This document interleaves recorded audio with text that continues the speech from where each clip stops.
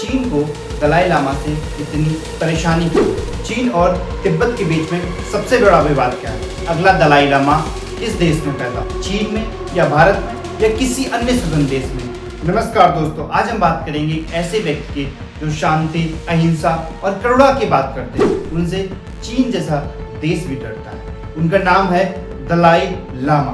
दलाई लामा एक व्यक्ति का नाम नहीं बल्कि एक पद का नाम होता है, जो कि तिब्बती बौद्ध धर्म में सबसे ऊंचा पद माना जाता है। और हर दलाई लामा को माना जाता है कि वह अपने पिछले जन्म का रीइंकार्नेशन यानी पुनर्जन्म है। वहीं वर्तमान दलाई लामा का नाम तेंजिंग ग्यात्सो है, जो कि 14वें दलाई लामा है। उनका जन्म 1935 में हुआ, जब वह सिर्फ 15 साल के थे। तब उन्हें तिब्बत में राजनीतिक और धार्मिक गुरु बना दिया।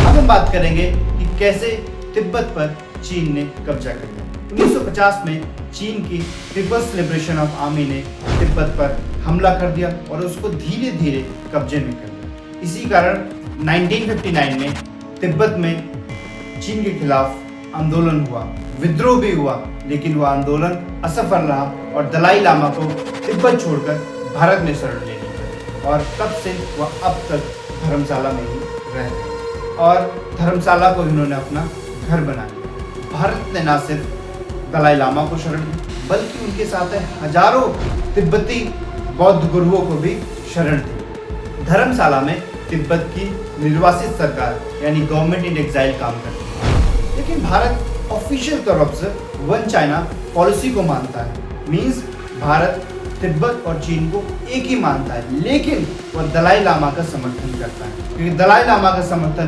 पूरी दुनिया के बड़े बड़े नेता भी करते हैं। अब समझते हैं कि चीन को दलाई लामा से इतनी परेशानी क्यों? सबसे पहला कारण है दलाई लामा का मिडिल वे अप्रोच। वर्तमान दलाई लामा तिब्बत की आज़ादी की मांग नहीं करते चीन से। वह चाहते हैं कि तिब्बत को ऑटोनॉमी मिले, यानी तिब्बत में सांस्कृतिक, धार्मिक और शिक्षा का अधिकार तिब्बती लोगों को मिले। बस उनकी यही मांग रहती है चीन से। लेकिन चीन इस छुपी हुई मांग में तिब्बत को आज़ादी की मांग समझता है, और वहीं चीन चाहता है कि उसका धार्मिक मामलों पर पूरी तरह से कंट्रोल हो, क्योंकि चीनी सरकार तिब्बत के हर धार्मिक मामलों में इंटरफेयर करती है। इसी कारण वहाँ पर इस तरह के प्रोटेस्ट होते रहते हैं। वहीं दलाई लामा को नोबेल पीस प्राइज मिल रखा है, इसलिए उनके दुनिया के बड़े बड़े नेताओं को सुनते भी हैं और उनको इनवाइट भी करते हैं। ये बात भी चीन को बहुत ज़्यादा अखरती है। अब हम बात करते हैं चीन और तिब्बत के बीच में सबसे बड़ा विवाद क्या है। सबसे बड़ा विवाद यह है कि अगला दलाई लामा कौन होगा। वहीं वर्तमान दलाई लामा कह चुके हैं कि उनका जन्म भारत या किसी भी स्वतंत्र देश में हो सकता है, लेकिन चीन इस बात को अस्वीकार करता है। वो कहता है कि दलाई लामा सिर्फ चीन में ही पैदा हुए। यह बात भी तिब्बत के लोगों को अस्वीकार है, क्योंकि उनके सबसे बड़े धर्मगुरु दलाई लामा जो कि धर्मशाला में रहते हैं। वहीं 1995 में दलाई लामा ने एक 6 साल के बच्चे को पेंचन लामा घोषित कर दिया। उसके बाद क्या हुआ? उसके बाद चीन ने उस बच्चे को गायब कर दिया। उसकी जगह पर एक दूसरे बच्चे को पेंचन लामा डिक्लेयर कर दिया, लेकिन तिब्बत के लोगों ने उसे अस्वीकार कर दिया। और वहीं अभी हम बात करें तिब्बत की हालत बहुत ज़्यादा खराब है, क्योंकि तिब्बत की हर चीज़ पर चाइना ने कब्जा कर लिया, चाहे वह राजनीतिक तौर पर या धार्मिक तौर पर। उदाहरण के लिए समझते हैं कि चीन तिब्बत के बुद्ध धर्म के हर धार्मिक स्थलों पर अपने झंडा फहराता है और उनके राजनीतिक मामलों में भी इंटरफेयर करता है। मीडिया पर कंट्रोल रखता है, इंटरनेट पर कंट्रोल रखता है, और जो बुद्धिस्ट मॉन्क होते हैं उन पर निगरानी रखी जाती है।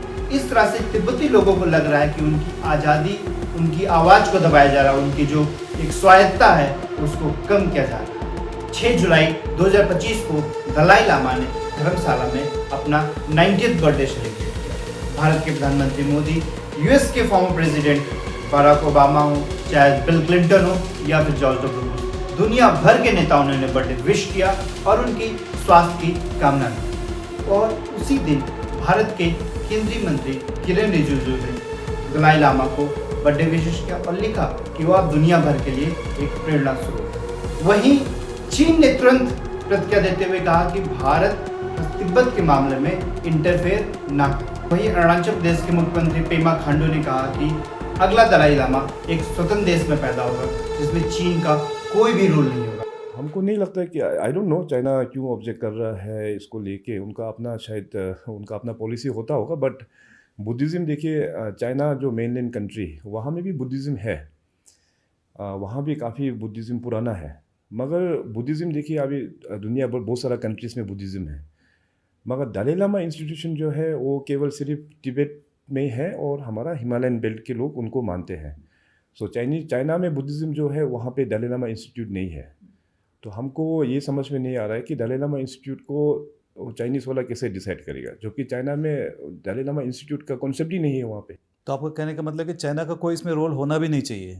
रोल ना है ना होना चाहिए। है ना होना चाहिए इसमें, ना होएगा आगे जाके भी नहीं होगा। बिल्कुल बिल्कुल। यह बात भी चीन को बहुत खराब लगी क्योंकि चीन अरुणाचल प्रदेश को तिब्बत का ही पार्ट मानता है। वहीं भारत के 80 से ज़्यादा सांसदों ने दलाई लामा को भारत रत्न दिए जाने की मांग की। वहीं कोर ग्रुप फॉर तिब्बतन काज ने भी कहा कि अगला दलाई लामा तिब्बती परंपरा के अनुसार चुना जाएगा, ना कि किसी देश के द्वारा।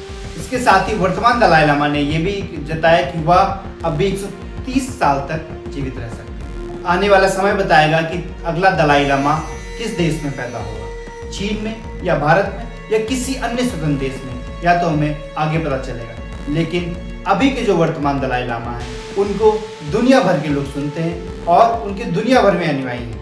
और इस बात को हमें समझना चाहिए कि किस तरह से चीज़ें आसान होती रहती हैं। तो आप लोग बताइए इस वीडियो में कि दलाई लामा, आखिर दलाई लामा जो एक शांति प्रिय एक संत हैं, जो वर्तमान दलाई लामा हैं, जिनको दुनिया भर में उनके फॉलोअर्स हैं और दुनिया भर के बड़े बड़े नेता उनको फॉलो करते हैं, लेकिन चीन एक ऐसा देश है जो उनको बहुत ही ज़्यादा नापसंद करता है। उसका कारण यही है कि तिब्बत में एक स्वतंत्र देश की मांग उठ सकती है और ये परेशानी भी हो सकती है।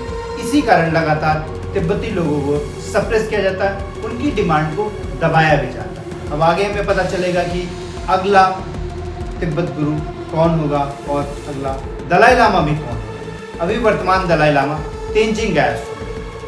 तो मिलते हैं अगली वीडियो में। बहुत बहुत